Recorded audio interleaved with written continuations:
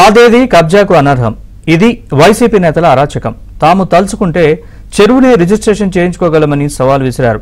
Revenue registration శాఖకు చెందిన అధికారులు సిబ్బంది అడ్డగోలు వ్యవహారాన్ని గ్రామస్తుల ఆధారాలతో సహా బహిర్గతం చేశారు. విజయనగరం జిల్లాలో జరిగిన కోట్ల రూపాయల భూ కుంభకోణంపై పూర్తి వివరాలని మా ప్రతినిధి శ్రీనివాస్ అందిస్తారు. అధికార పార్టీ అండదండలుంటే ఏ పనైనా సరే అడ్డగోలుగా సాధించుకోవచ్చనడానికి ఇప్పుడు మనం చూడబోతున్నటువంటి ఘటన పెద్ద ఉదాహరణగా నిలబడుతుంది. విజయనగరం జిల్లాలోని డెంకాడ మండలం గుడుపూరుపేట అనేటటువంటి గ్రామ పొలిమేరలో ఉన్నటువంటి ఒక విలువైనటువంటి చెరువు పూర్తిగా వేరొకరి పేరునే రిజిస్ట్రేషన్ అయిపోయినటువంటి ఘటన వెలుగు చూడడంతో అక్కడ ఉండేటటువంటి గ్రామస్తులందరూ కూడా చాలా తీవ్రమైనటువంటి ఆందోళన చెందుతున్నారు. ఒక గజం భూమి వేరే వాళ్ళు కలిస్తేనే ఎంతో ఘోరం జరిగిందని గగ్గోలు పెట్టినటువంటి సందర్భంలో ఏకంగా చెరువుకు చెరువే ఇంకొకరి పేరుని రిజిస్ట్రేషన్ అయిపోవడాన్ని అక్కడ ఉండేటటువంటి గ్రామస్తులు జీర్ణించుకోలేకపోతున్నారు. మనం చూస్తున్నాం, విజయనగరంకి 5 కిలోమీటర్ల దూరంలో ఉండేటటువంటి రహదారిది. ఇక్కడ నుంచి సుమారు ఒక 10-12 కిలోమీటర్లు వెళ్తే జాతీయ రహదారితో వస్తుంది. అంటే ఇక్కడ ఒక ఎకరా భూమి 3 నుంచి 4 కోట్లు విలువ చేస్తుంది.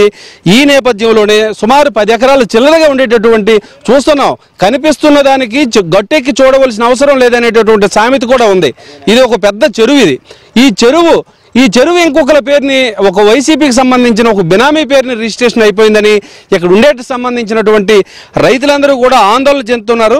అసలు ఇందులో ఇది ఏ జరాయితీలో ఉంది, ఇది ఎవరి పేరుని రిజిస్ట్రేషన్ అయింది, దీనికి కారణాలు ఏంటి అనేటటువంటి చెప్పండి. అసలు ఈ చెరువు ఎంత సర్వే నెంబర్లో ఉంది, ఎవరి పేరుని రిజిస్ట్రేషన్ అయింది? ఇది గుంటూరు రెవెన్యూ పరిధిలో డెంకాడ మండలం 60లో 3 15 ఎకరాల చిల్లరి వైసీపీ నాయకులు నేటికి 100 సంవత్సరాలు బట్టి మా తాత ముత్తాతల నుంచి మేము సాగు చేస్తున్నాం. దీని కింద ఆయకట్టు దగ్గర 30 ఎకరాలు, అది 30 ఎకరాలు 60లో 7, 60లో 9, 60లో 10, చెరువు మాత్రం 60లో 3.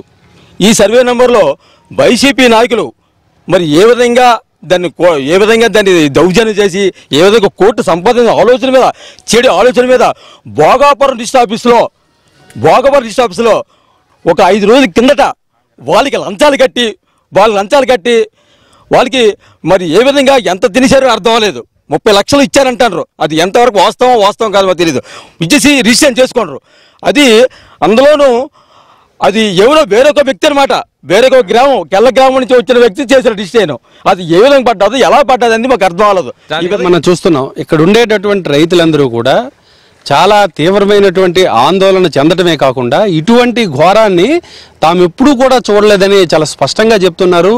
తమ గ్రామంలో సంబంధించినటువంటి సాగుకు సంబంధించినటువంటి చెరువుని పూర్తిగా, అంటే 15 ఎకరాల చెరువు, ఇక్కడ రోడ్డు కానుకొని ఉన్నటువంటి చెరువు. ఈ చెరువు దగ్గరుండేటటువంటి భూమి 1 ఎకరా దగ్గర 3 నుంచి 4 కోట్ల రూపాయలు పలుకుతుంది. అంటే ఇక్కడంతా రియల్ ఎస్టేట్ హవా ఉండేటటువంటి ప్రాంతం ఇదంతా కూడా. అంటే జాతీయ రహదారికి సమీపంలో ఉన్నటువంటిది.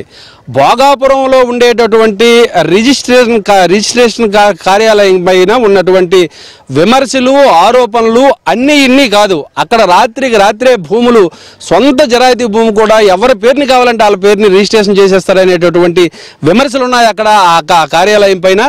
ఈ దశలోనే ఈ యొక్క ఘటన వెలుగు చూడడం ఇక్కడ ఉండేటటువంటి రైతులందరూ కూడా తీవ్రమైనటువంటి ఆందోళన చెందుతున్నారు. ఇదే కానీ ఒక రిజిస్ట్రేషన్ కానీ పక్కాగా కానీ ఆ రకంగా అయిపోయింది, ఇది కానీ మళ్ళీ తమ చెరువు తమకు దక్కకపోతే తమ వ్యవసాయం ఎలా చేయాలనేటటువంటి తీవ్రమైనటువంటి ఆందోళన చెందుతున్నారు ఇక్కడ ఉండేటువంటి. ఇప్పటికైనా సరే రిజిస్ట్రేషన్ శాఖకు సంబంధించిన రాష్ట్ర స్థాయి అధికారులు పూర్తి స్థాయిలో దృష్టి సారించి ఈ యొక్క సమస్యను పరిష్కరించాలని ఇక్కడ ఉండేటటువంటి రైతులందరూ కోరుకుంటున్నారు. ఎందుకోసం అంటే రెవెన్యూ అధికారులందరూ కూడా నిన్న మొన్నటి వరకు ఎలక్షన్లో బిజీగా ఉన్నారు. ఇప్పుడు కౌంటింగ్ పైన దృష్టి సారించి ఉన్నారు. ఈ లోపనే ఈ తతంగం అంతా కూడా ఆక్రమణదారులు పూర్తి చేయడం జరిగింది.